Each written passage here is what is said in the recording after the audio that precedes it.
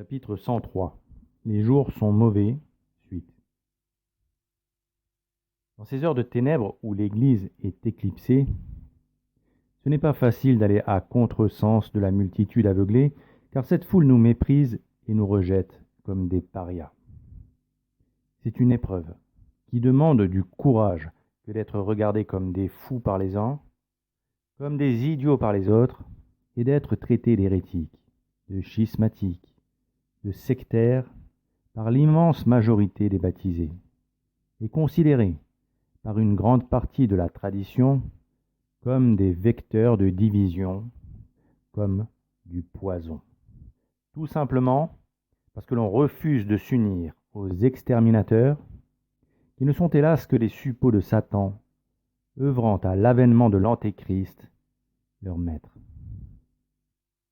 La position qui consiste à reconnaître l'autorité du pape, mais à ne pas lui obéir, a fait long feu. Elle était intenable à long terme, pour la simple raison que dans le principe, c'était une position schismatique, peu propice à la paix de l'âme. Car en effet, si un catholique constatait qu'objectivement, par ses nombreuses déclarations, prises de position, actes, scandales, un supérieur était manifestement hérétique, en ce cas, il devrait rejeter son autorité sans ambiguïté, en exposant les raisons le poussant en son âme et conscience à ce rejet et à ce prudent refus d'obéissance. Car un catholique ne peut pas dire une chose et son contraire, tel que « Vous êtes pape, mais nous ne vous obéirons pas ». Qui peut dire « Nous reconnaissons que vous êtes le représentant de notre Seigneur Jésus-Christ et que vous succédez à Saint Pierre, à qui le Christ a dit « Simon, Simon, voilà que Satan t'a demandé pour te cribler comme le froment. Mais j'ai prié pour toi, afin que ta foi ne défaille pas. Et toi, quand tu seras converti, confirme tes frères. Nous le reconnaissons, certes, mais nous ne vous obéirons pas, parce que votre foi a défailli. » Le Christ a prié pour que la foi de Saint Pierre ne défaille pas, et aussi, afin qu'une fois converti, il puisse confirmer ses frères. Dans ces mots qu'il adressa à Saint Pierre, juste après la scène, il lui assura que sa foi ne défaillerait pas quand il serait converti, car la foi procède, nous l'avons vu, de Dieu. Elle est divine, et quand Saint Pierre recevrait les dons du Saint-Esprit le jour de la Pentecôte, sa foi en serait renforcée et comme indestructible. Saint Pierre serait alors littéralement plein de charité, qui, elle aussi, procède de Dieu. Elle porterait, soutiendrait et affermirait son âme pour en faire un roc inébranlable, sur lequel notre Seigneur Jésus-Christ pourrait construire son Église. Alors, la foi de Saint Pierre, comme celle de ses successeurs, ne pourrait pas faillir. Que la foi du pape faillisse, c'est tout simplement impossible, car le Christ en a donné l'assurance à Saint Pierre. Il bénéficie de grâces d'état particulières. Il reçoit les lumières du Saint-Esprit et ne peut errer en matière de doctrine. Les 2000 ans d'histoire de l'Église sont là pour le prouver. Le pape est le représentant de Dieu sur terre, et à ce titre, tous les hommes sont soumis à son autorité. Tous les hommes, ceux qui refusent son autorité, se montrent rebelles à l'autorité de Dieu et démontrent qu'ils sont les fils du prince de ce monde. Tous les catholiques le savent. Ainsi, si l'un d'entre eux choisit de ne pas obéir à un homme qui occupe la fonction de vicaire du Christ, parce qu'il considère que la foi de cet homme n'est pas orthodoxe, il met alors en doute la légitimité de cet homme, même s'il s'en défend. En effet, le pape ne pouvant défier de la foi, on ne peut douter de sa foi sans douter de sa légitimité. Les deux sont intrinsèquement liés. Désobéir au pape en matière de foi est un motif d'excommunication. La pire sanction qui puisse exister pour un catholique. Ceux qui décident de désobéir au pape, en affirmant rester dans l'Église et sans craindre l'excommunication, nient, par leur attitude, la légitimité de l'homme qui occupe cette fonction. Ils doivent donc avoir de très sérieux motifs pour agir ainsi, et surtout, ils doivent parfaitement comprendre ces motifs pour être capables de les exposer. De plus, compte tenu de la gravité de leurs décisions, ils ont le devoir d'exprimer clairement ces raisons pour éviter de scandaliser le prochain.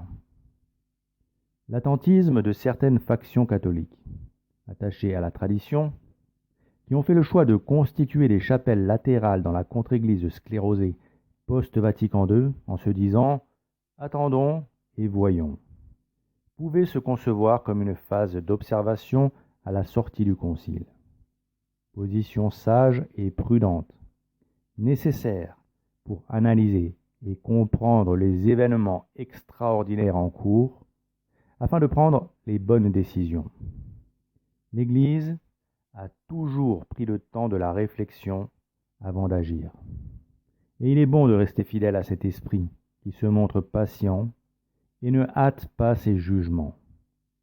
Cependant, au bout de 60 ans d'observation, et considérant les dégâts immenses engendrés par cette situation anormale, le temps de la réflexion semble expirer. Car cette position, qui fut incontestablement acceptable et même très recommandable au départ, l'est-elle encore aujourd'hui? L'ambiguïté est une attitude très dangereuse pour la foi, particulièrement dans un monde où prospère le diable. En effet, ce monde offre tant d'activités chronophages et impose de tels rythmes de vie que les catholiques négligent leur formation spirituelle. Ils ne trouvent pas le temps. Quant aux âmes égarées, elles ont besoin de messages clairs et sans ambiguïté pour trouver la véritable foi et entrer dans une démarche de conversion.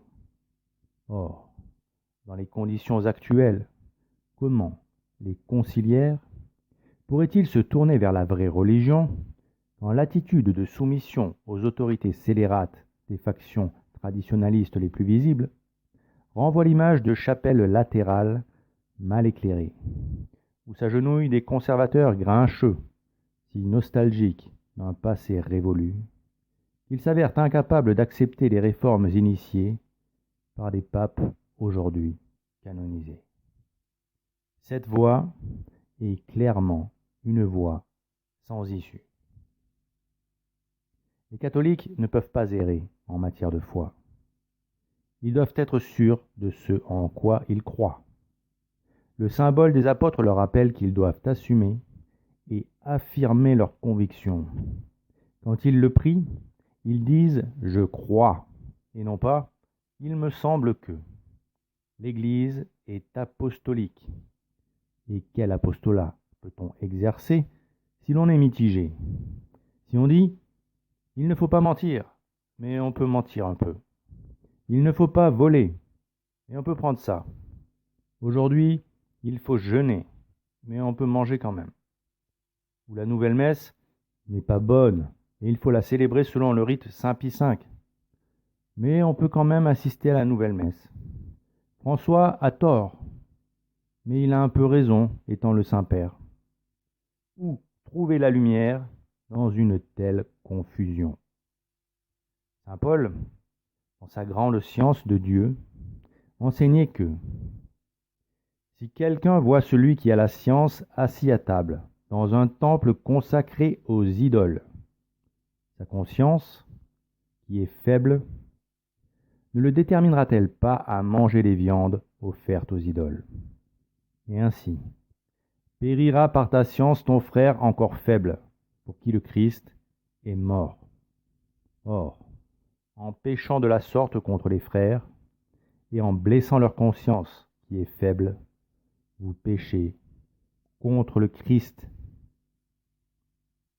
Exister conjointement à l'erreur est inévitable, et se placer sous son autorité, en l'acceptant tacitement comme une partie de l'Église catholique, au lieu de la condamner fermement pour ce qu'elle est, comment est-ce possible, après tant de preuves de sa nocivité?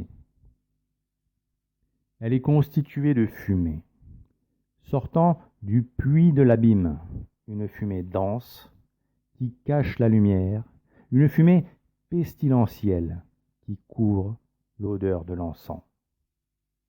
Malheureusement, l'absence de fermeté à condamner l'erreur justifie les baptisés peu instruits, qui estiment légitime de papillonner entre le culte rendu dans ces chapelles latérales et le nouveau culte, infligé dans le Saint des Saints aux saintes reliques déposées sous les autels des églises du monde entier.